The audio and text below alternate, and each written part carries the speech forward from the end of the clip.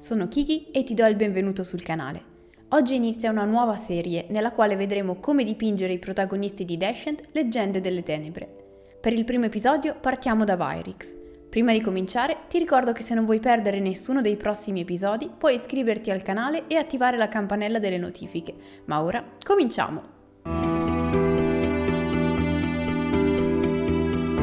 Per comodità partiamo da base zenitale che ci faciliterà nell'applicazione dei colori più chiari. Io l'ho realizzata ad aerografo e ho già dato una prima base chiara e omogenea sui cristalli. Scegliamo un marrone desaturato come questo per il colore di base della pelle. Se vogliamo possiamo stenderlo appena diluito così che i colori risultino più chiari o più scuri a seconda del colore del primer sottostante.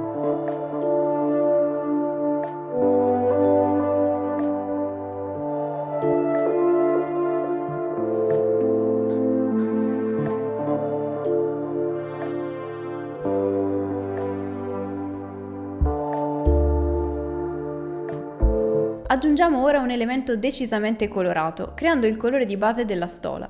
Io ho scelto di unire una punta di giallo al blu verdognolo che avevo per renderlo più intenso, altrimenti basterà usare un bel verde smeraldo.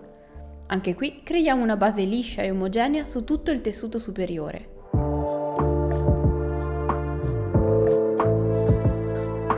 Per la parte inferiore e le fasciature scegliamo invece un color avorio. Usiamo colori così chiari e piatti perché si scuriranno con gli shade, che sono perfetti per un soggetto con così tante texture. Tempo fa ho realizzato un video approfondimento per la pittura con e senza shade. Se vuoi dare un'occhiata te lo lascio qui.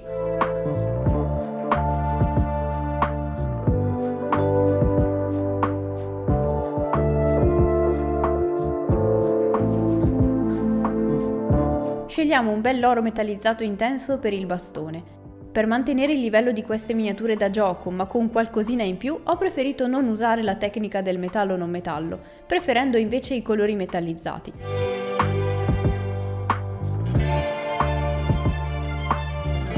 Come ultimo colore di base scegliamo un grigio neutro per colorare tutta la basetta, ad eccezione ovviamente dei cristalli che per ora lasciamo da parte.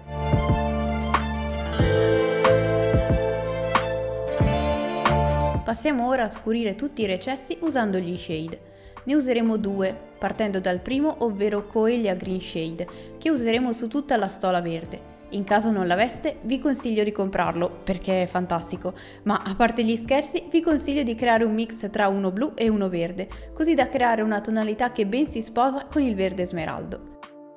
Sull'intero modello di Vyrix, pelle e tessuto chiaro, usiamo uno shade marrone scuro, come ad esempio l'Agraxert Shade, che andrà a scaldare e intensificare per bene tutti i contrasti e i recessi delle squame, oltre a rendere vissuti e sporchi i vestiti chiari. In ultimo ne usiamo uno nero per le rocce e la texture della basetta. Tra l'applicazione di uno e l'altro, meglio lasciarli asciugare, soprattutto se si tratta di due shade da posizionare adiacenti. Ora che il nostro Vyrix è completamente asciutto e visibilmente più vissuto di prima, siamo pronti a ridargli un po' di luce. Partiamo schierendo il colore di base della pelle con l'avorio, creando un piacevole colore chiaro che useremo in più modi. Innanzitutto schieriamo i drappeggi più sporgenti e visibili del tessuto nella parte inferiore, preferendo quelle zone che verrebbero colpite dalla luce o che comunque riescono a enfatizzare la posa del personaggio.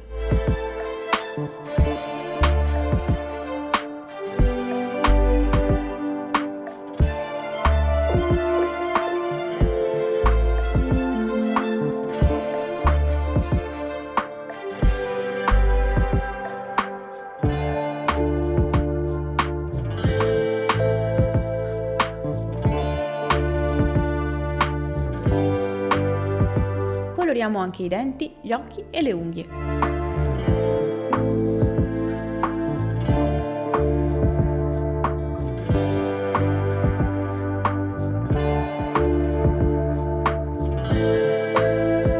Riprendiamo il mix creato prima e diversifichiamo un po' la parte della pelle di Vyrix rivolta verso l'interno, quindi quella sotto il collo, le braccia, le mani e nel retro delle zampe. Per amalgamare meglio il tutto aggiungiamo una punta di nero e sfumiamo lo stacco.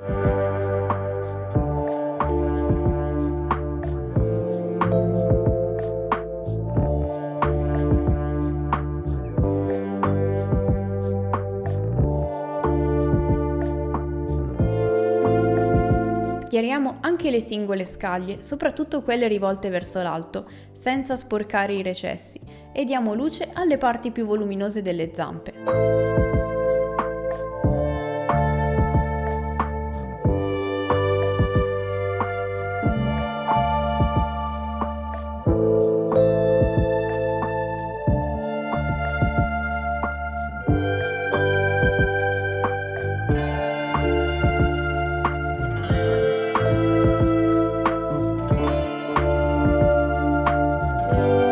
Per dare maggiore varietà aggiungiamo un arancione spento con cui colorare alcune scaglie, alcune delle quali coloreremo con l'avorio puro.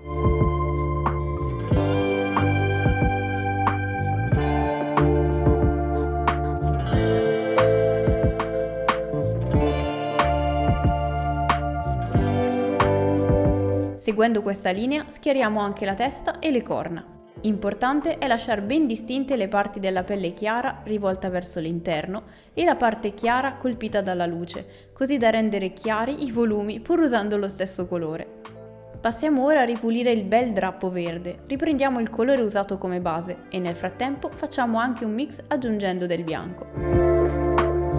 Iniziamo ricolorando delicatamente le parti più visibili, omettendo i recessi e le curve più concave.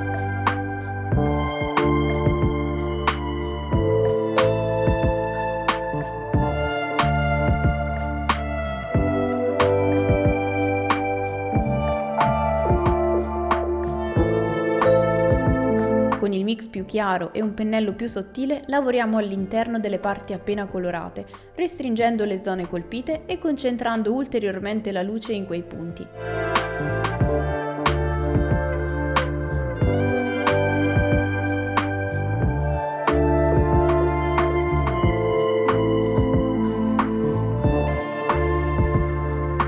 Per rendere morbido il passaggio, usiamo il colore precedente come un velo leggero e copriamo leggermente gli stacchi.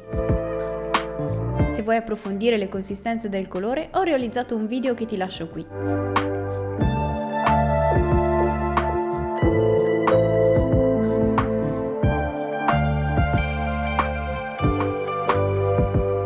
Dato che volevo dare l'idea di un tessuto molto lucido, simile alla seta, ho deciso di schiarire ulteriormente le luci, restringendole ancora, così da creare dei punti luminosi molto intensi.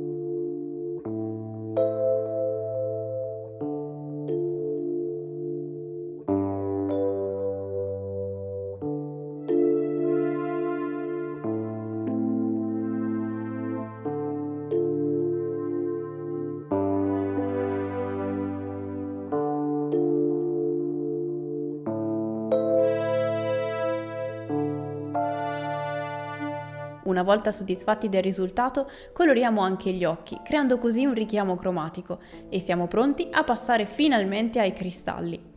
Io ho scelto di unire magenta, deep purple e una punta di viola intenso come colore più scuro e di usare il magenta puro come colore chiaro. In generale, meglio usare dei colori che siano brillanti, seppur più chiari o più scuri. Coloriamo ogni metà con il colore più scuro, alternando il posizionamento ad ogni parete e cristallo adiacente.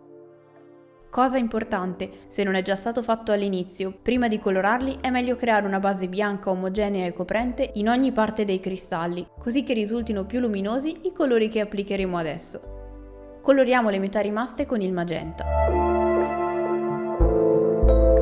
Per sfumare gli stacchi, creiamo un mix circa al 50% tra i due e coloriamo tutti i cristalli rimasti.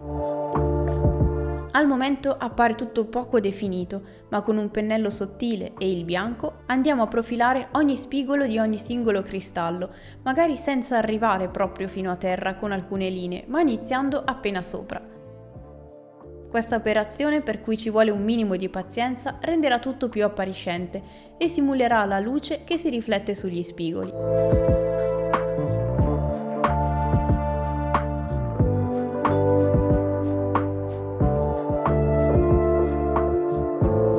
Possiamo anche usare il fianco del pennello anziché la punta per essere più precisi e seguire le linee sporgenti già presenti.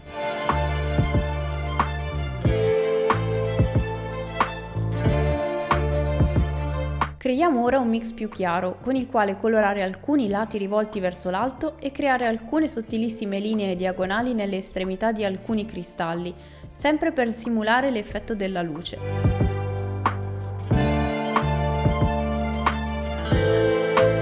Abbiamo i nostri cristalli, ma non riflettono nemmeno un po' di luce.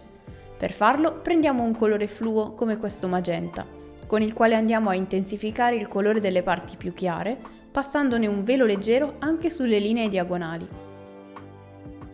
I colori fluo sono troppo leggeri per colorare effettivamente, ma sono perfetti per glazing e velature colorate.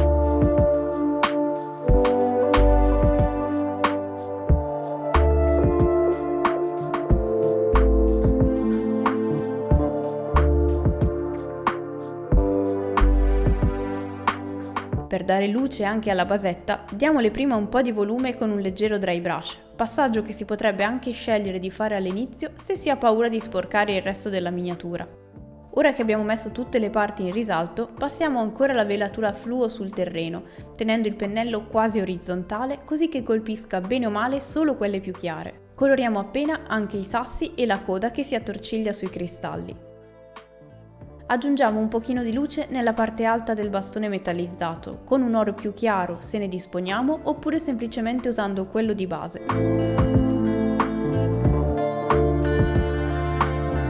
Rifiliamo la basetta con il colore nero e siamo pronti a mettere in gioco Vyrix. Se il video vi è piaciuto e vi è stato utile, lasciate like per farmelo capire e fatemi sapere nei commenti di quale altro protagonista vorreste vedere il tutorial.